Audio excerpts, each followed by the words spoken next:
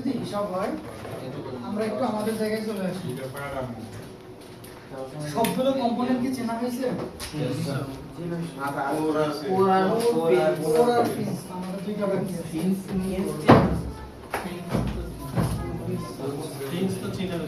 এখানে কোর আমরা যেটা বলতেছি এতক্ষণ যেটা আমরা পাইপ বলছিলাম আসলে এর কোনো টেকনিক্যাল নাম পাইপ না। এই পাইপটাকে আমরা এখন থেকে কোর বলবো। তাহলে পাইপটা প্রথমে শিখাইলেন, এটা আপনাকে প্রথমে বোঝার জন্য। এই পাইপটার নাম হচ্ছে কোর, এবং দুইটা কোরের মাঝখানে যে বাঁকা বাঁকা স্টিলের যে পার্টটা আছে এটাকে আমরা বলতেছি ফিন্স। আরেকবার upper tank, lower tank, pressure cap, এখানে যে ছিদ্রটা থাকে ওটা ওভারফ্লো লাইন। এখানে কিন্তু ওভারফ্লো লাইনটা আছে কিন্তু ভেঙে গেছে। আচ্ছা, ওভারফ্লো লাইন। এরপর লম্বা লম্বা পাইপটাকে আমরা বলতেছি কোর, এটা হচ্ছে ফিন্স, এটাকে বলছি ড্রেনার, এটা হচ্ছে ট্রান্সমিশন অয়েল কুলার লাইন। এখানে আর কিছু আছে? যদি এই হিসাব হয় তাহলে রেডিয়েটরের মধ্যে পানি ঢুকবে আপার ট্যাঙ্ক দিয়ে, সেটা লোয়ার ট্যাঙ্ক দিয়ে ঠান্ডা হয়ে বের হবে, এবং এখানে ট্রান্সমিশনের গরম তেল এসে ঠান্ডা হবে। যখন মেইনটেনেন্স করার প্রয়োজন হবে তখন ড্রেনার খুলে আমরা কাজ করব। রেডিয়েটরের প্রেসার ক্যাপ আমরা একটু পরে ডিটেইলস আলোচনা করব, যার কারণে এখন আলোচনা করব না। প্রেসার ক্যাপ আলোচনা করলে অটোমেটিকভাবে ওভারফ্লো লাইনটা চলে আসবে। এটা নিয়ে কোনো প্রশ্ন? তাহলে রেডিয়েটরের কাজ কি?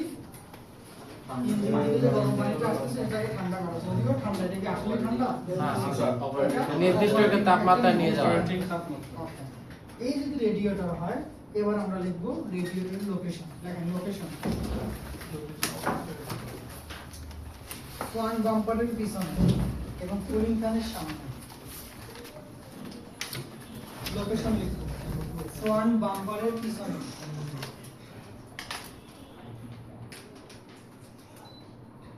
ফ্রন্ট বাম্পারের পিছনে, কুলিং ফ্যানের সামনে।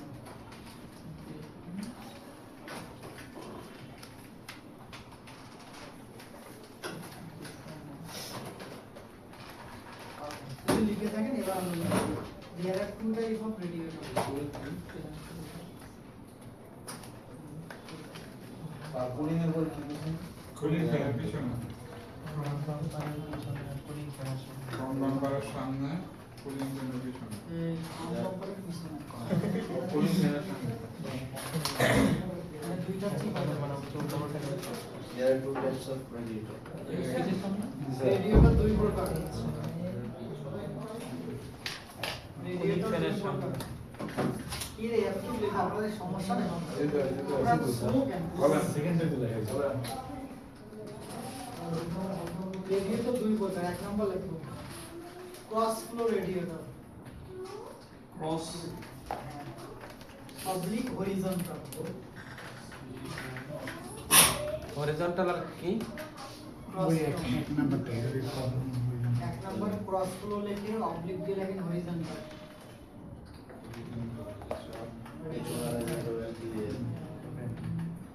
আরো ভালোভাবে বোঝার জন্য অবলিক দিয়ে লেখেন আর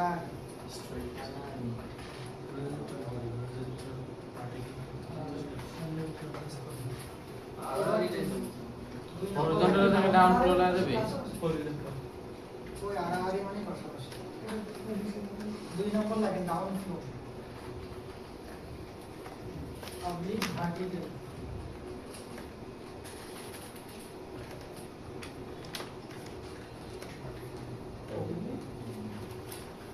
অবলিক দিয়ে লিখতে হলে লম্বা লম্বা।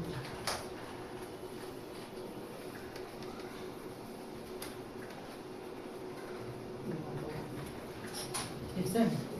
এখন কথা স্যার, আপনি যে দুইটা বললেন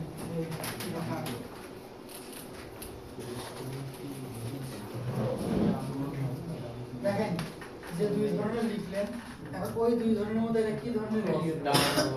এটাকে আমরা ডাউন ফ্লো বলবো। এখন কথা ডাউন ফ্লো না ক্রস ফ্লোটা কিভাবে হবে আমি বুঝাই দেই। তাহলে কি পানি যেখান থেকে ঢুক না কেন, পানিটা আসলে আপার ট্যাঙ্ক থেকে লোয়ার ট্যাঙ্কে কিভাবে যাচ্ছে? এটা উপর থেকে নিচের দিকে নামতেছে না, তার মানে ডাউন ফ্লো। তার মানে এটা ভার্টিক্যাল, এটা লম্বা লম্বি ফ্লো হচ্ছে। এই রেডিয়েটরটা এইভাবে ফ্লো না হয় যদি এইভাবে ফ্লো হইতো, মানে এক পাশ থেকে আরেক পাশে যাইতো, উপর থেকে নিচে না, এবার ডান থেকে বামে অথবা বাম থেকে যদি ডানে যায়, এই ধরনের ফ্লোকে আমরা বলতেছি ক্রস ফ্লো বা হরিজন্টাল বা আড়াআড়ি বা পাশাপাশি। তাহলে এই দুই ধরনের রেডিয়েটর আমাদের আছে। এখন কথা, এই দুই ধরনের মধ্যে আমাদের প্রাইভেট কারে ব্যবহার করা হয় অলওয়েজ ডাউন ফ্লো, কিন্তু এই ক্রস ফ্লো রেডিয়েটর ব্যবহার করা হয় কমার্শিয়াল ভেহিকল। বাস ট্রাকে আপনি এটা পাবেন, আর আমাদের গাড়িতে ডাউন ফ্লো। লাগানোর স্টাইলের ভার্টিক্যাল। এটা লাগানোর স্টাইল বলতে কি এরিয়া, যেখানে যেরকম এরিয়া হয়। বাসটাকে যে বললাম যে অলওয়েজ ক্রস ফ্লো, এটা যে সবসময় ক্রস ফ্লো হবে এমন না, বাসটাকেও ডাউন ফ্লো হতে পারে, সেটা হোক ডাউন ফ্লো হোক ক্রস ফ্লো, যেটাই হোক না কেন কাজ ইঞ্জিন থেকে গরম পানিটাকে ঠান্ডা করে আবার ইঞ্জিনের মধ্যে পাঠানো, এই হচ্ছে হিসাব।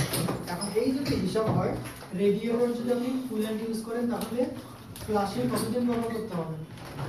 কোনো প্রয়োজনই নেই। কিন্তু যদি পানি ইউজ করেন তাহলে একটা নির্দিষ্ট সময় পর পর ফ্লাশ করতে হয়।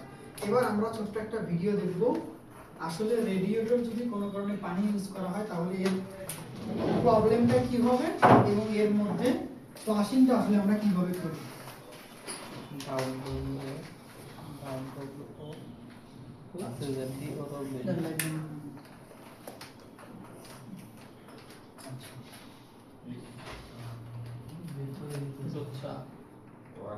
এই একটা রেডিয়েটর, এই দেখছেন প্রেসার ক্যাপ, এখন স্যার এটা কেন আগুন দিয়ে দিচ্ছে, এটা তো প্লাস্টিক। রেডিয়েটর দুই ধরনের হয়, আপার ট্যাঙ্ক লোয়ার ট্যাঙ্ক। কিছু কিছু রেডিয়েটরে প্লাস্টিক হয়, কিছু কিছু হলে মেটাল হয়। যদি প্লাস্টিক হয় তাহলে আঠা দিয়ে লাগানো হয়, যদি লোহা হয় তাহলে ওয়েল্ডিং করে লাগানো হয়। এখানে মূলত ওয়েল্ডিং করতেছে, ওই ওয়েল্ডিং এর যে কি বলে কাঠিটা যে পুরাটাকে যাচ্ছে না, ওই জিনিসটাকে আবার গলায়া এই জিনিসটাকে আলাদা করা হয়।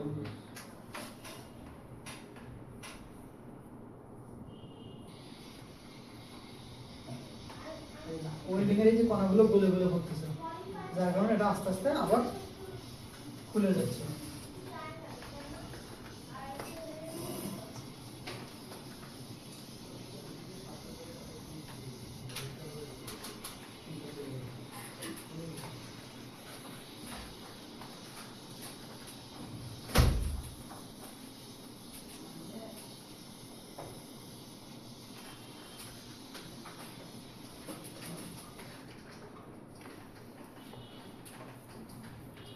আপার ট্যাঙ্কটা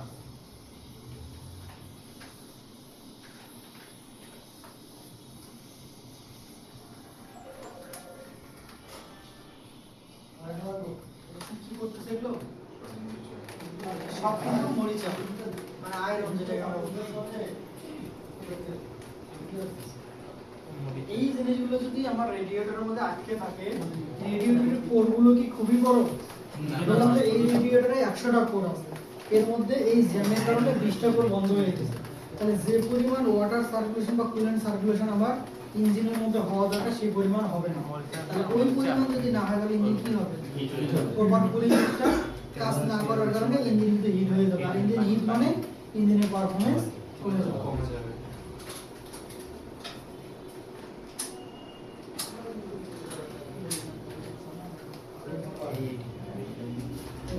এই ধরনের মরিচাগুলো আটকে থাকে, তখন কোরগুলো আমার জ্যাম হয়ে যায়।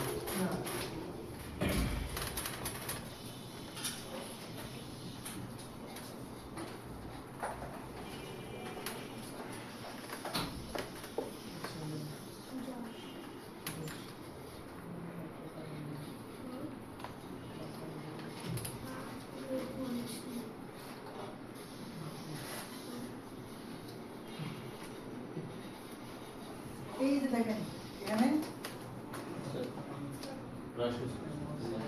এই যে এখানে রেডিয়েটর প্রেসার কাপ ওখানে ফুটো আছে না, এই ফুটাটা কিসের ফুটা? ওই যে ওভারফ্লো লাইন, যেটা আমরা এখনো জানি না কিন্তু বিশ্বাস করছি। ধরে রাখেন, আমরা এটা নিয়ে আলোচনা করছি। এই যেগুলো কিন্তু সেই কোরগুলো,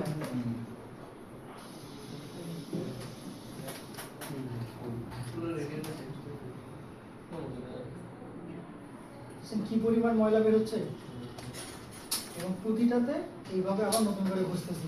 এটা যত বেশি ঘষবো তত কোর পাতলা হবে, আর কোর যত পাতলা হবে পানির প্রেসার তত কম নিতে পারবে। যদি কোনো কারণে ওয়াটার পাম্প একটু প্রেসার বেড়ে যায় তাহলে দেখবেন যে রেডিয়েটর ফেটে পানি বের হয়ে আসছে।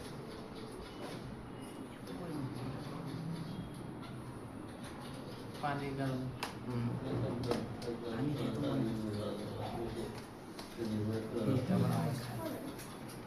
তো দুইবারের মতো ফ্লাশ করা যায় আর কি।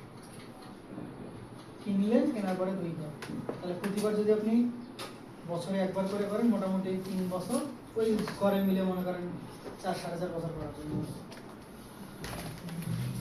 এবং এটা শুধু পানি দিয়ে করবেন, এখানে কেমিক্যাল দেওয়া আছে, এই যে কেমিক্যালটা দিচ্ছি আমাদের কাপড় খেয়ে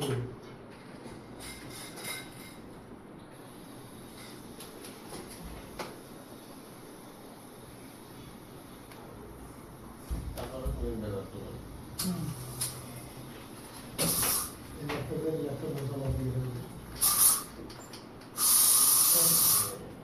কি পরিমাণ ময়লা বের হচ্ছে, তাহলে সব কি ওই যে পানির মধ্যে থাকা আর্সেনিক।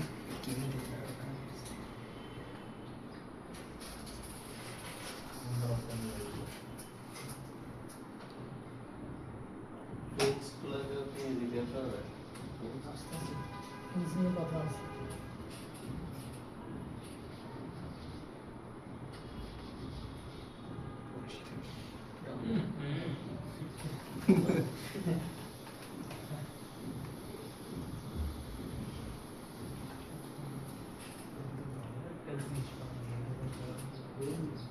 এই যে আবার আগের মতো এবার নতুন করে বসাই দেবেন। তাহলে মোটামুটি তো বুঝলেন। জি স্যার। তাহলে রেডিয়েটরে যদি পানি ব্যবহার করেন এটা আমাদের রিয়েল লাইফ এমনটাই হয়। এখন কথা, এই জিনিসটা যদি এই ছোট ছোট কোরগুলোকে বন্ধ করে দেয় তাহলে প্রপার ওয়াটার সার্কুলেশন হয় না, আর এই ওয়াটার সার্কুলেশন না হওয়ার কারণে ইঞ্জিনের ভিতরে কুল্যান্টের সার্কুলেশন ঠিক থাকে না, তার কারণে ইঞ্জিন খুব তাড়াতাড়ি ওভারহিট হয় এবং ইঞ্জিন ওভারহিট মানে কিন্তু ইঞ্জিন সিজ। এবার যদি হিসাব নেই, আপনি যেটা পরিষ্কার করা দেখলেন এবং প্রতিবার পরিষ্কার করলে এটা কিন্তু কোরগুলো ড্যামেজ হয়ে যায়। অনেক ড্রাইভার কি করে, এই যে রেডিয়েটর পানি দিয়ে মেরে মেরেও পরিষ্কার করে, যখন গাড়ি ওয়াশ করে তখন এখানে ময়লা ঢুকে গেলে কি কোরের মধ্যে বা ফিন্সের মধ্যে কি ময়লা জমে না, ধুলাবালি, তখন ওরা কি করে হ্যান্ড ব্রাশ দিয়ে ঘষে। রেডিয়েটর আপনি হ্যান্ড ব্রাশ দিয়ে ধরবেন কোনো সমস্যা নাই, পরিষ্কার করতে পারবেন, কিন্তু আপনাকে দেখতে হবে যে ফিন্স গুলো আমার কিভাবে আছে। আমার এখানে ফিন্স গুলো কি ডান বাম না? জি স্যার। ডান বাম না? আমি যদি ডান বামে ব্রাশ না দিয়ে উপর নিচ করে ব্রাশ দেই তাহলে বাঁকা হয়ে প্রত্যেকটা যাবে। ফিন্স আমার ড্যামেজ হয়ে যাবে এবং যে ফিন্স গুলো সোজা আছে সেটা বাঁকা হয়ে যাবে। যখনই ফিন্স বাঁকা হয়ে যাবে তখন এই পাশের বাতাস এই পাশে আসবে না, মানে বাতাস ওই সময়ের মধ্যে ওই জায়গায় যে তাপের যে আদান প্রদানের যে ব্যাপারটা এই জিনিসটা না করার কারণে আপনার এই জিনিসটা নষ্ট হবে। যেমন আমি যদি একটু দেখাই, এই যে এখানে আমার ফিন্স গুলো ভালো আছে না, যখন আপনি ব্রাশ দিয়ে পরিষ্কার করবেন এই যে এটা যে এমন হয়ে গেল, এখন এই পাশে বাতাস কি এই পাশে আসতে পারবে না। তার মানে বাতাস এখানে ধাক্কা খেয়ে এদিক দিয়ে বের হবে। এই বাতাসটা যখন এখান থেকে এই দিক দিয়ে বের হতো, ও যখন একে সেভ করে এই পাশে আসছে তখন কিন্তু একটু সময় ওখানে থাকার কারণে রেডিয়েটরের যে গরম ভাবটা সেটা নিয়ে বের হতে পারবে, কিন্তু এখন বের হতে পারবে না। তার মানে অবশ্যই আপনি যখন রেডিয়েটর ক্লিন করবেন আপনাকে আগে ফিন্স গুলো দেখতে হবে যে ফিন্সটা আড়াআড়ি না লম্বা লম্বা। ফিন্স যেভাবে আপনাকে ব্রাশ হোক সেইভাবেই চালাতে হবে। এই হচ্ছে রেডিয়েটরের হিসাব। তাহলে রেডিয়েটরকে আমরা এতক্ষণ পর্যন্ত যেটা বুঝলাম, কুল্যান্ট এর মধ্যে গরম আসবে, এখান থেকে ঠান্ডা কুল্যান্ট বের হবে, এখানে আর এক্সট্রা কিছু নাই, জাস্ট কোর আর ফিন্স। প্রথমে কুল্যান্টের গরমটা চলে যাবে কোরের মধ্যে, কোর যখন গরম হবে ফিন্স গরম হবে, আর ফিন্সের মধ্যে বাতাস ধাক্কা দেওয়ার কারণে কোর আর ফিন্স একসাথে কুল্যান্টটাকে ঠান্ডা করবে। এই পারফরম্যান্সটাকে বাড়ানোর জন্য আমরা এখানে আবার কুলিং ফ্যানও ইউজ করি। কুলিং ফ্যানের কাজ কি? কুলিং ফ্যানের কাজ হচ্ছে এর ভিতরে যে গরম কুলেন্টটা আছে যেটা আপনার ফিন্স ঠান্ডা করতেছে, এই ফিন্সের পারফরম্যান্সটাকে আরো একটু বাড়ায় দেওয়া। তাহলে ফিন্স যদি 2 মিনিটে ঠান্ডা করে, ও ফ্যান থাকার কারণে এটা 30 সেকেন্ডের মধ্যে হয়ে যায়, তার কারণে এই গরমের ব্যাপারটা এতটা হয়। কারণ আমরা কিন্তু আগেই দেখলাম যে ইঞ্জিন যদি 3000-4000 আরপিএম এ ঘোরাঘুরি করে, ক্র্যাঙ্কশ্যাফট 4000 বার ঘোরে, মানে ওয়াটার পাম্প কতবার? ওয়াটার পাম্প কতবার করবে? 4000 বারই, কারণ টাইমিং বেল দিয়ে চলতেছে। তাহলে এটা এত দ্রুত যখন আরপিএম সার্কুলেশন করবে তখন কুল্যান্টটা কি দ্রুত যাবে? এখন কুল্যান্ট এত দ্রুত যাবে যে এখান থেকে এই পর্যন্ত আসতে 1 সেকেন্ডের সময় লাগবে না, মিলি সেকেন্ড। আর মিলি সেকেন্ডের মধ্যে ঠান্ডা করতে হবে, যার কারণে শুধু ফিন্স ঠান্ডা করতে পারবে। তখন আমরা এর হেল্প নিই। রেডিয়েটর নিয়ে কোনো প্রশ্ন? তাহলে রেডিয়েটরের প্রথম ব্যাপার হচ্ছে গরম কুল্যান্ট ঢুকবে, ঠান্ডা কুল্যান্ট বের হবে। এর কোটগুলো কি হবে? যেমন ড্যামেজ হয়ে যেতে পারে না যদি পানি ইউজ করি, আমরা এখানে ছোট করে লিখব পসিবল ফেলিওর পয়েন্ট অর্থাৎ রেডিয়েটরে কি কি সমস্যা হয় স্যার এসে 28 দিয়ে রাখছে এটা 28 দেয় কেন এডি তো পিছনে যাদের মোবাইল দেয় কামগুলো মারতেছে না আমি 19 এ দিছিলাম সবাই দেখছে হ্যাঁ রেডিয়েটরে পসিবল ফেলিওর পয়েন্ট রেডিয়েটরে কি কি সমস্যা রিমোটটা কার কাছে হবে ধরা হবে এক নম্বর লেখা internal external jam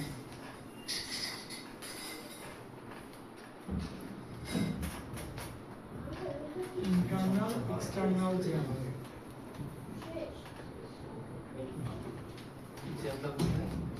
internal external jam computer বাইরে যাইতে মতো কম্পিউটার বাইরে যা লিখছেন এখন internal external jam মানে কি যদি আর্সেনিক থাকার কারণে কোরগুলো জ্যাম হয়ে যায় তাকে ইন্টারনাল জ্যাম বলে আর ধুলাবালির কারণে যদি ফিন্সগুলো যদি বাইরে থেকে ব্লক হয়ে যায় তাকে এক্সটার্নাল বলে সেটা যে কোনো একটা জ্যাম হতে পারে দুই নম্বর এক্সটার্নালি কোর ফেটে গেছে আপার ট্যাঙ্ক ফেটে গেছে বা লোয়ার ট্যাঙ্ক ফেটে গেছে এক্সটার্নাল লিক এখানে যদি ইন্টারনাল লিকের কোনো সুযোগ নেই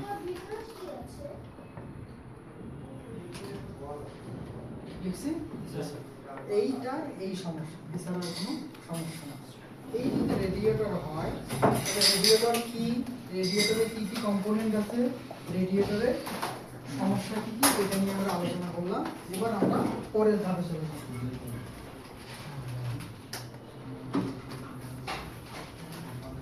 সেটা হচ্ছে